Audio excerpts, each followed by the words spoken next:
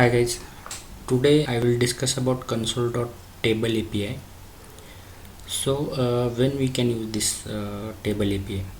Suppose you are receiving some large array of object and each object having some 10 plus keys on that, like name, first name, address, geolocation, profession, etc.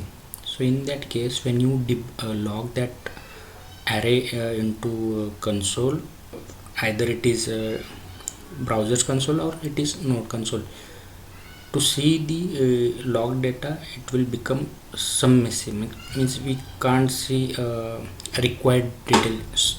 Say if you want to only see name of each object, name of each user instead of whole data, so in that case console log is not useful. So in that case we can use console table API.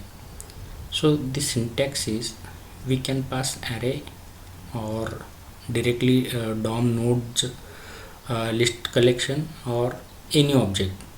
So if you are passing array, in that case you can pass each object properties to list or to see only required properties of those array of object, or you are passing DOM NodeList. In that case you can directly pass attributes, so it will log only required attributes on the console. And if you are passing object, you can filter out only required keys.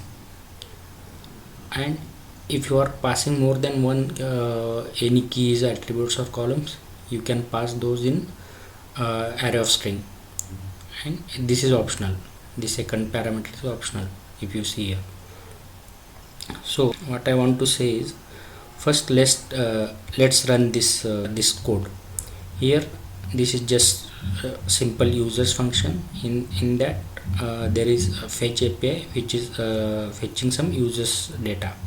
If you see here, this is users data, each user having, this is array of object, each user having ID, name, username, email, street, site, all these things. So when we run, and to run this I have just written some head and added that index.html, index.js, and running that on port 5500 by using live server regular setup. So just refresh this, and if you see we can't see all the data, right? To see all the data, expand individual users, right? See, so instead of that, is there any better alternative? Yes, for that we can use console.table API. As we discussed, data is array of users, so just pass that, and let's see this is in tabular format.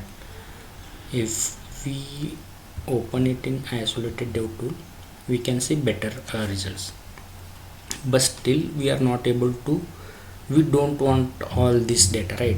We are interested only in username and website. So what we can do, we can directly filter out our required columns as name or username. Okay, name is fine, and say website, right? Let's run this. See, now we are able to see only our required details, not all the jargon, right? So this is for array of object. Now let's see for you have some list of data on your web page, and you need to extract or see only required details. What I want to say is, let's remove this, and here if you see now the web page, we are having list of product items, and we are having some this is big application, and this button is at 10th line of page, this button is at say 500 line of code. Means these buttons randomly placed on your web page, but you want to see which buttons have on click events, or which buttons have some attributes which we want to see. So first let's see about this list item. If you see here, just each list item has product ID and text content, and each button have ID attribute, and only two buttons have on click attribute. So to see which buttons have on click, we can get those details by using that console table API. So let's see. We don't need this. We will say directly into console. If I come here, yes, clearing out. So console dot table. Now we are passing. First we need to fetch lis, right? List document dot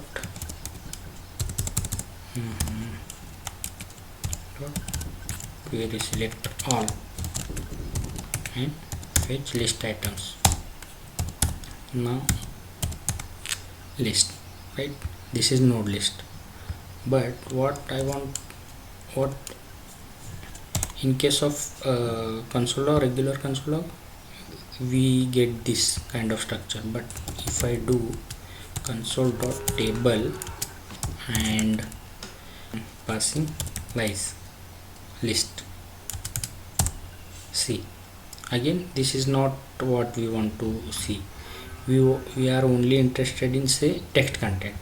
So in that case we can pass that and text content. See how we get this text content, because text content is also part of a this node list attribute. If you expand this, because or this is array of object and each list is object, and if you see text content, where is text content? T P Q R S T. Okay. See, text content is an attribute, so we can filter out any properties. Say if you want to see outer HTML, right? Just go to that and write outer HTML. See, so in this way we can use console.table. Again, we saw for array. Now we saw for DOM NodeList collection. Now say you have object, or if you see, we already fed users, right? Each user have this detail, but say we are having some object user obj, right? Now if I log user obj, again if you see, we can't filter out in case of object keys, but we can get tabular data like id, name. Instead of this object structure, we are getting tabular data, right? So one more thing, we can filter array or collection of data. Along with that, we can also filter that table also. So how? If you see, again I will do that users, okay, and if you want, say username, okay, we got all the users. And we can also sort these columns, individual column, not nesting sorted. Like if you are already sorted this and you want nested sorting, so that is not working here. We can only sort individual columns. See, if I get email also,